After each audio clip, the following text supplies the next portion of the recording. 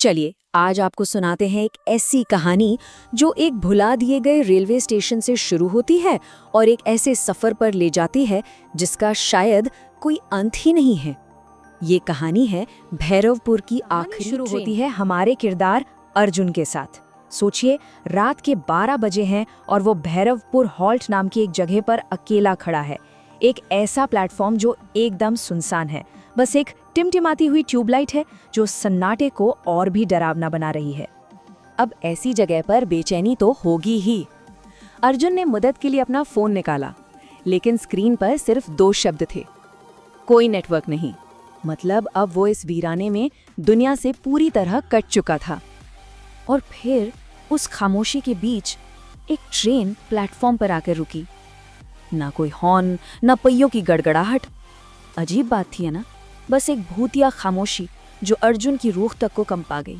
और फिर ट्रेन के दरवाजे वो अपने आप खुल गए, जैसे कोई अंदर आने का न्योता दे रहा हो।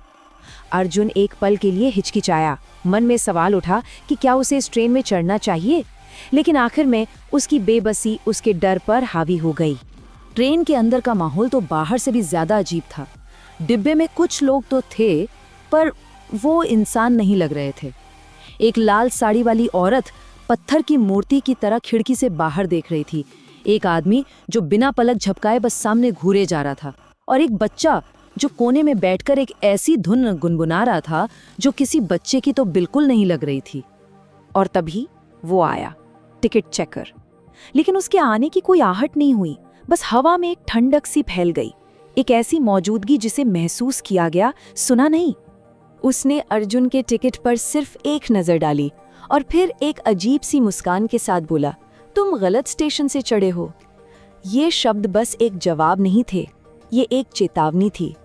अब तो अर्जुन की घबराहट और बढ़ गई। उसने सोचा कि खिड़की से बाहर देखकर पता लगाता हूँ कि वो कहाँ है, लेकिन बाहर कुछ भी नहीं था। ना चांद, ना तारे, ना कोई रोशनी, बस एक कभी न खत्म होने वाला गहरा अंधेरा। ऐसा लगा जैसे ट्रेन किसी शून्य में चल रही हो। और फिर उसने कुछ ऐसा देखा जिससे उसका खून जम गया। खिड़की के शीशे में उसका खुद का अक्स। वो उसके साथ हिल नहीं रहा था, बल्कि वो किसी और दिशा में देख रहा था। सोचकर देखिए कैसा महसूस होगा जब किसी की अपनी परछाई ही उसका साथ छोड़ दे। तभी वो लाल साड़ी वाली औरत जो अब तक मूर्ति बनी हुई थी, उसकी तरफ मुड़ी। उसकी आवाज एक फुसफुसाहट जैसी थी। अर्जुन ने डर से कांपती आवाज में पूछा, ये ट्रेन कहाँ जा रही है? औरत ने जवाब दिया, जहां हम कभी उतर ही नहीं पाए।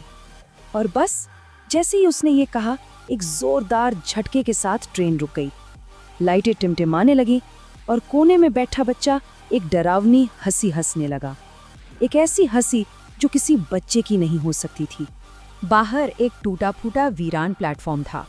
उस पर एक पुराना जंग लगा हुआ बोर्ड था, और उस बोर्ड पर जो लिखा था उसे पढ़कर अर्जुन के पैरों तले से जमीन खिसक गई।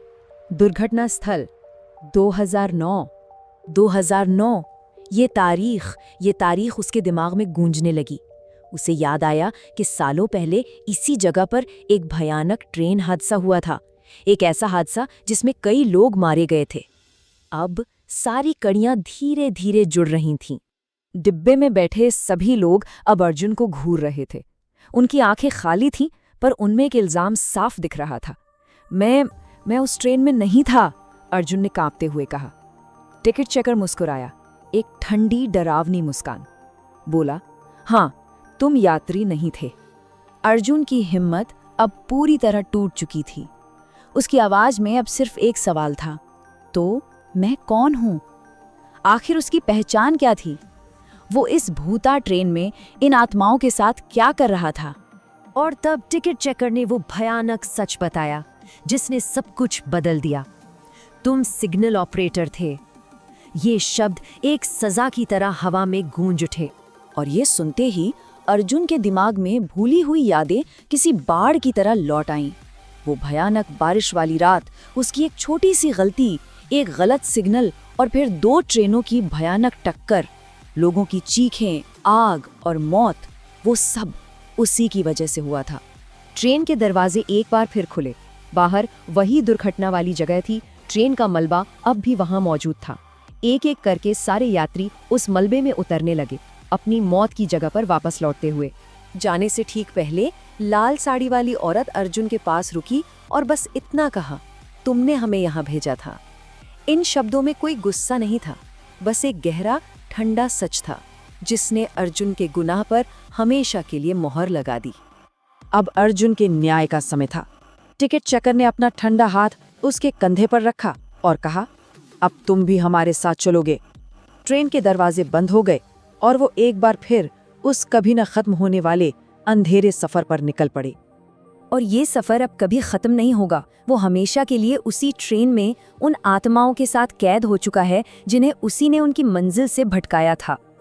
तो ये कहानी यहीं खत्म होती है, या शायद नहीं। कहते हैं आज भी कुछ रातों में भैरवपुर के पास से वो खामोश ट्रेन गुजरती है, और अगर कोई ध्यान से देखे तो उसके दरवाजे पर एक आदमी खड़ा दिखता है जो हमेशा उस ट्रेन से उतरने की नाकाम कोशिश कर रहा होता है। शायद वो अर्जुन है जो अपनी सजा काट रहा है हमेशा के लिए। Thanks for watching this video. Like or subscribe.